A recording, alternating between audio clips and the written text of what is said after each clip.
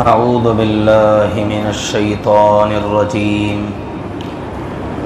بسم اللہ الرحمن الرحیم وَإِذَا قِيلَ لَهُم مَاذَا أَنزَلَ رَبُّكُمْ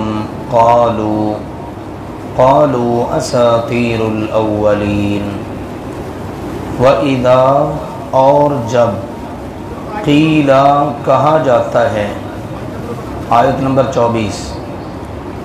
وَإِذَا اور جب قِيلَ کہا جاتا ہے لَهُم ان سے، ماذا انزل کیا نازل کیا ہے، ربکم تمہارے رب نے، قالوا تو وہ کہتے ہیں، اساطیر کہانیاں، قصے، الاولین پہلے لوگوں کے۔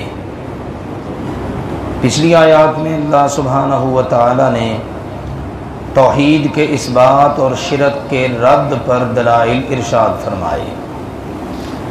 اب دوسرا موضوع شروع کیا ہے، اور وہ ہے رسول اکرم صلی اللہ علیہ وآلہ وسلم کی نبوت و رسالت کے حوالے سے، آپ پر اترنے والی وحی کے حوالے سے۔ کفار کی آپس کی باتیں ہیں، جب ان سے کوئی بھی پوچھتا بھئی تمہارے رب نے کیا اتارا ہے، اب ان کو پتہ بھی تھا کہ محمد صلی اللہ علیہ وسلم جھوٹ نہیں بولتے، 40 سال انہوں نے کبھی جھوٹ نہیں بولا، خود انہوں نے کہا ما جربنا علیک الا صدقا، ہم نے جب بھی آپ پر تجربہ کیا ہم نے آپ کو سچائی پایا۔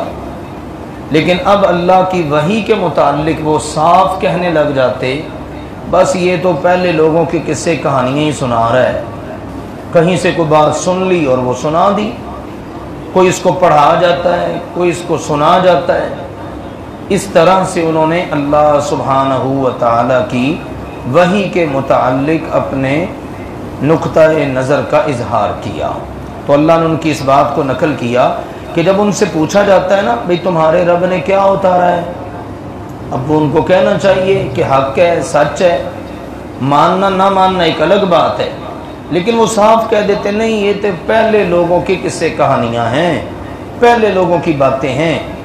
اساطیر یہ جو قصے کہانیاں ہوتے ہیں نا، گھڑے ہوئے من گھڑت قسم کی باتیں لوگوں نے مشہور کر رہی ہوتی ہیں، جن کا نہ کوئی سر نہ کوئی پیر، کوئی وجود تک نہیں، تو یہ کہا کرتے کہ یہ پہلے لوگوں کے اس طرح کے قصے کہانیاں ہیں۔ اللہ تعالیٰ نے فرمایا لیحملوا تاکہ وہ اٹھائیں اوزارہم اپنے بوجھ، یہ جو وہ زبان سے باتیں کر رہے ہیں نا یہ ان کے لیے بوجھ بن رہی ہیں، ان کو یہ اپنے بوجھ اٹھانے پڑیں گے، کاملتاً مکمل طور پر، یوم القیامتی قیامت کے دن، قیامت کے دن یہ اپنے بوجھ مکمل طور پر اٹھائیں گے۔ ٹھیک ہے نا، کیا دنیا کے اندر کرتے رہے، کیسے کیسے اللہ تعالیٰ کے بارے میں عقائد رکھے، اللہ کی وحی کے بارے میں، اللہ کے رسول کے بارے میں، تو یہ سارا بوجھ ان کا تیار ہو رہا ہے۔ قیامت کے دن یہ مکمل طور پر اپنے بوجھ اٹھائیں گے، وَمِنْ أَوْزَارِ اور ان بوجھوں میں سے بھی، وزنوں میں سے بھی، الَّذِينَ ان لوگوں کے، یُضِلُّونَهُمْ جنہیں یہ گمراہ کرتے ہیں، بغیر علم بغیر علم کے، جن کو بغیر دلیل کے، بغیر علم کے، جہالت کی وجہ سے یہ گمراہ کر رہے ہیں نا، ان کے بوجھوں میں سے بھی یہ کچھ بوجھ ضرور اٹھائیں گے، سارے بوجھ تو نہیں، کیونکہ مکمل ذمہ داری تو گمراہ کرنے والے پر نہیں نہ ہوتی، بندے کا اپنا بھی تو قصور ہوتا ہے نا۔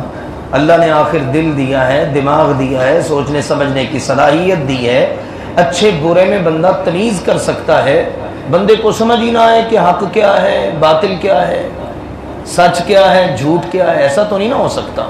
اس لیے اللہ کا انصاف ہے، اللہ نے کہا ان کے بوجھوں میں سے، وزنوں میں سے، جن کو یہ بغیر علم کے گمراہ کرتے ہیں۔ اور نبی اکرم صلی اللہ علیہ وسلم نے اپنی حدیث میں بتایا کہ جو بندہ کسی کو گمراہ کرتا ہے نا، اس پر اپنا بوجھ تو ہوتا ہی ہوتا ہے، لیکن جس کو گمراہ کرتا ہے اس کا بوجھ بھی اس کے سر پر ہوگا۔ اور ان کی گمراہی کے اس بوجھ میں کچھ کمی نہیں ہوگی، اور جو کسی کو سیدھے راستے پر چلاتا ہے اس کو اپنا تو اجر ملے گا ہی ملے گا، اس کے راستہ بتانے والے کی وجہ سے جتنے لوگ سیدھی راہ پر چلیں گے ان کا ثواب بھی اس کے کھاتے میں اللہ ڈال دے گا۔ غلط راستہ بتائے گا تو جتنے لوگ اس کے بتانے پر غلط راہ پر چلیں گے سب کا بوجھ بھی وہ اپنے سر پر اٹھائے گا، اور سیدھا راستہ بتائے گا تو جتنے لوگ اس کا سیدھا راستہ بتانے پر صحیح راہ پر چلیں گے ان سب کے ثواب کو بھی وہ پائے گا۔ تو یہ اللہ تعالیٰ کی طرف سے بڑا خوبصورت پیکج ہے۔ اب بندے نے خود تعین کرنا ہے راستے کا کہ کس راہ پر اس نے چلنا ہے، تو اللہ تعالیٰ نے یہاں پر یہ بات واضح کر دی۔ دوسری بات یہ بھی یہاں پر پتہ چل گئی کہ بغیر علم کے یہ تقلید کا رد ہے، ٹھیک ہے نا، چونکہ تقلید میں دلیل نہیں مانگی جاتی، بس کسی نے کچھ کہہ دیا تو چل پڑے، دلیل کا سوال ہی نہیں، اسی لیے علم اور تقلید ایک دوسرے کی ضد ہیں۔ وحی کے اندر اتباع کے اندر علم ہے، تقلید کے اندر جہالت ہے، اس لیے علم کی بنیاد کے اوپر زندگی گزارنی ہے، اپنے دلائل کو دیکھنا ہے، ٹھیک ہے نا، دلائل، اور اللہ سبحانہ و تعالیٰ نے اور اللہ کے رسول نے حق بات کو واضح کر دیا ہے، ہر چیز کھول کھول کر بیان کر دی ہے، کس سے بچنا ہے، کس کو اختیار کرنا ہے۔ تو جب اتنا واضح اللہ کا دین ہے، اللہ کے نبی صلی اللہ علیہ وسلم فرماتے ہیں نا ترکتکم علی البیضاء، میں تمہیں چمکتے ہوئے دین پر چھوڑ کر جا رہا ہوں، لیلھا کنہارھا، اس کی راتیں بھی ویسے ہی روشن ہیں جیسے اس کے دن روشن ہیں۔ تو جب اتنا واضح دین ہمارے پاس ہو پھر ہم آنکھیں بند کر کے کسی کے پیچھے چل پڑیں، وہ جی فلاں سے سنا تھا، فلاں حضرت صاحب نے بیان کیا تھا، فلاں مفتی صاحب کی بات تھی، بھئی دلیل ہونی چاہیے نا۔ اس لیے اللہ تعالیٰ نے یہاں پر بتا دیا بغیر علم کے جو کسی کو گمراہ کرتا ہے نا اس کا گناہ پھر بہت ہے، اپنا تو گناہ ہے ہی ہے، جتنے لوگ گمراہ ہوں گے ان سب کا گناہ بھی اپنے سر لے گا۔ الا خبردار، ساء برا ہے، ما یزرون جو وہ بوجھ اٹھائیں گے، یہ کوئی اچھا بوجھ نہیں ہے، یہ برا بوجھ ہے جس کے تلے یہ دب جائیں گے۔ قد مکر، یقیناً چال چلی، الذین ان لوگوں نے، من قبلہم جو ان سے پہلے تھے۔ اب یہ اللہ تعالیٰ نے اپنے رسول صلی اللہ علیہ وسلم کو اور ان پر ایمان لانے والوں کو تسلی دی ہے، تسلی یہ دی کہ یہ مکہ والے ہی چال نہیں چل رہے، یہ کو آپ کے ساتھ پہلی مرتبہ نہیں ہو رہا، آپ سے پہلے جتنے رسول نبی آئے نا ان سب کے خلاف چالیں چلی گئیں۔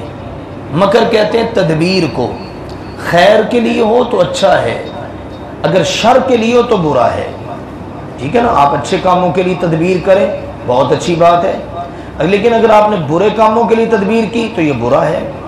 تو یہاں پر برے کاموں کے لیے ہے، اللہ نے فرمایا یقیناً ان سے پہلے والے لوگوں نے بھی تدبیر کی، چال چلی، مکر کیے، فَأَتَا پس پکڑ لیا، اللہ تعالی نے، بنیانہم ان کی عمارتوں کو، من القواعد بنیادوں سے، بالکل بنیادوں سے پکڑ لیا اللہ نے، اور اس طرح ہلا کے رکھ دیا، زلزلے کی شکل میں، سیلاب کی شکل میں، کسی آفت کی شکل میں، کہ فخر پس گر پڑی، علیہم ان پر، السقف چھتیں، من فوقہم ان کے اوپر سے۔ مفسرین نے اس کا ترجمہ معنی مفہوم دو طرح سے ذکر کیا ہے، ایک تو یہ کہ اللہ نے یہ بطور تمثیل کے ذکر کیا ہے کہ جیسے کوئی بندہ بلڈنگ بناتا ہے نا، اس سے حسد کرنے والا یا اس کے پیچھے لگا ہوا بندہ یا اس سے انتقام لینے والا، وہ اس ٹوہ میں رہتا ہے کہ میں نے کس طرح اس بلڈنگ کی بنیادوں کو کھوکھلا کرنا ہے، تاکہ جیسے ہی اس کی بلڈنگ مکمل ہونا تو یہ گر پڑے اور جتنے لوگ اندر ہوں وہ سارے جناب اس کے تلے آ کر دب جائیں اور ہلاک ہو جائیں۔ دوسری شکل یہ ہے کہ اللہ سبحانہ و تعالی نے اس کو بطور حقیقت کے ذکر کیا ہے کہ دیکھو پہلے والی امتوں کا کیا حال ہوا ہے، کبھی زلزلہ آیا، کبھی سیلاب آیا، تو اللہ سبحانہ و تعالی نے بالکل تہس نہس کر کے رکھ دیا۔ ہمارے وطن عزیز پاکستان میں چند سال پہلے کتنے خوفناک زلزلے اور سیلاب آئے، اور ہم دیکھ سکتے ہیں کہ آدھے سے زیادہ پاکستان تقریباً متاثر ہوا ہے۔ ٹھیک ہے نا، بڑی بڑی بلڈنگیں زمین بوس ہو گئی، سیلاب کے ساتھ اللہ سبحانہ و تعالیٰ نے زمین سے بنیادوں سے بلڈنگوں کو کھیڑ کے رکھ دیا. تو اللہ تعالیٰ نے خبردار کیا ہے کہ دیکھو اللہ ذوالجلال والاکرام پھر یوں پکڑتا ہے. اللہ نے ان کو پکڑا کہ ان کی بلڈنگیں، ان کے عالیشان گھر محلات زمین سے بنیادوں سے اللہ نے اٹھائے اور ان کی چھتیں ان پر گر پڑیں. وَأَتَاهُمْ اور آیا ان پر العذاب عذاب من حیث وہاں سے کہ جہاں سے لا یشعرون ان کے وہم و گمان میں بھی نہیں تھا، وہ تصور بھی نہیں کر سکتے تھے اچھا اس طرح بھی عذاب آ سکتا ہے. وہ کہتے تھے من اشد منا قوہ، ہم سے زیادہ طاقتور دنیا میں کون ہے؟ لیکن جب اللہ نے پکڑا تو بتا دیا کہ اللہ تم سے زیادہ طاقتور ہے. اللہ نے کہا وہ بھول ہی گئے کہ اللہ ان سے کہیں زیادہ طاقتور ہے. تو اللہ نے قرآن پاک میں ایسی باتیں بھی بیان کی ہیں، مثلا فرمایا فَكُلًّا أَخَذْنَا بِذَنبِهِ، ہم نے لوگوں کو ان کے گناہوں کی وجہ سے پکڑ لیا. کسی کو زمین میں دھنسا دیا، کسی پر تیز آندھی چلا دی، کسی پر زلزلہ آیا، کسی پر آسمان سے پتھروں کی بارش ہوئی. تو یوں اللہ نے ایسے لوگوں کا نام و نشان مٹا کے رکھ دیا کہ جو اللہ اور اس کے رسولوں کے مقابلے میں آئے. یہ تو ہوا نا جی دنیا میں.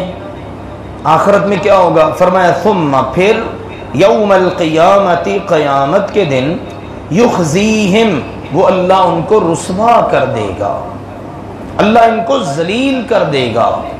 قیامت کے دن کی رسوائیاں بڑی خوفناک ہیں. دنیا کے اندر تو چند بندوں کے سامنے بندہ رسوا ہوتا ہے نا، قیامت کے دن تو سارے جہان کے سامنے رسوا ہوگا.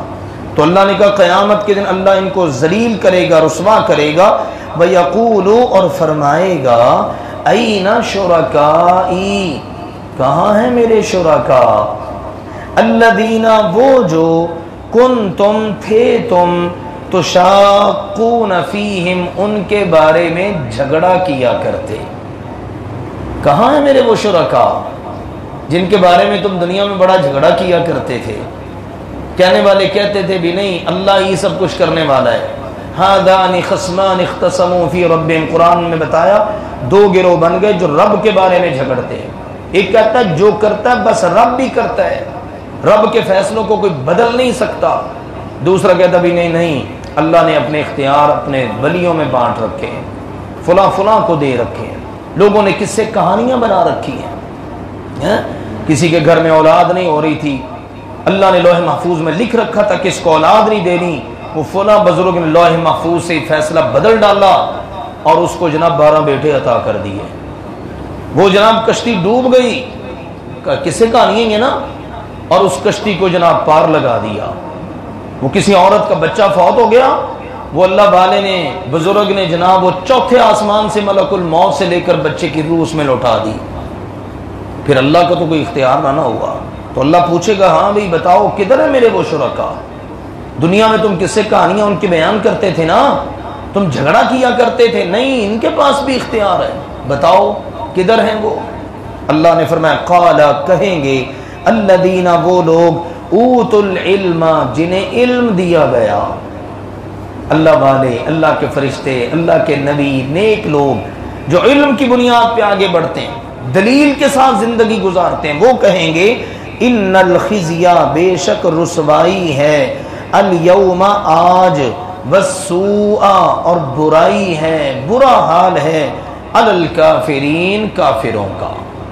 آج تو کفر کرنے والوں کے مقدر میں رسوائی اور ذلت ہی ذلت ہے.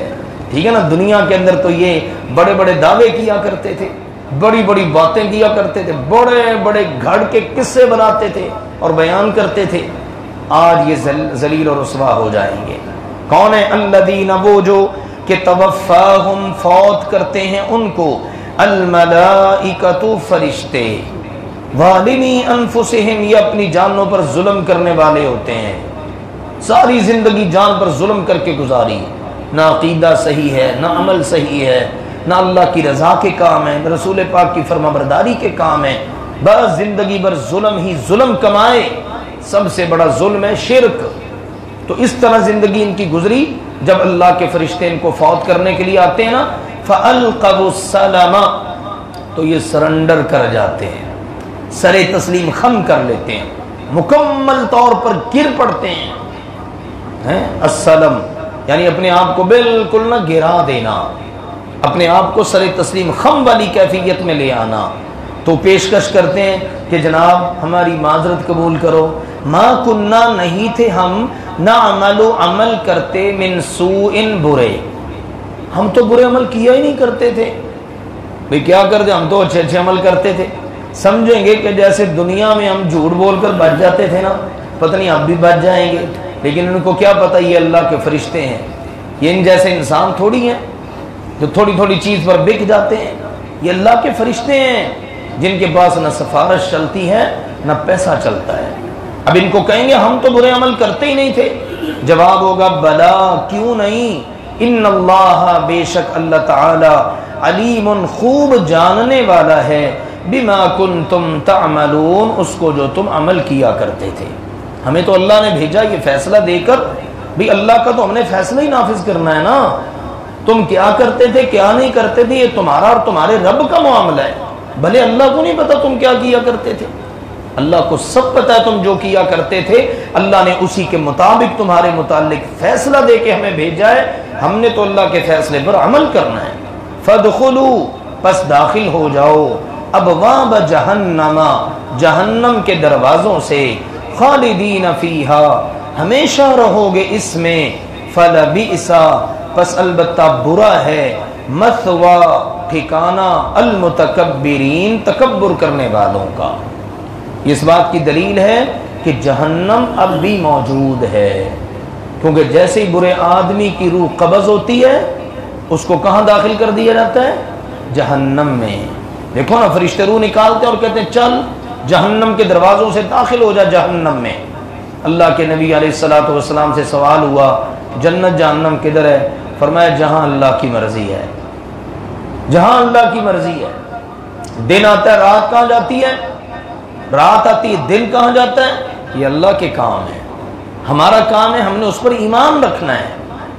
آپ جنت جہنم کا ذکر کرتے ہیں تو بتائیں نا جی جنت کدھر ہے جہنم کدھر ہے، ہمارا یہ اللہ کے کام ہے، یہ اللہ کے فیصلے ہیں، اللہ سبحانہ و تعالیٰ کی جو حکمتیں ہیں، یہ اللہ تعالیٰ کے جو قوانین ہیں، اللہ کے جو کام ہیں، ان کی تہ تک کو بندہ پہنچ ہی نہیں سکتا۔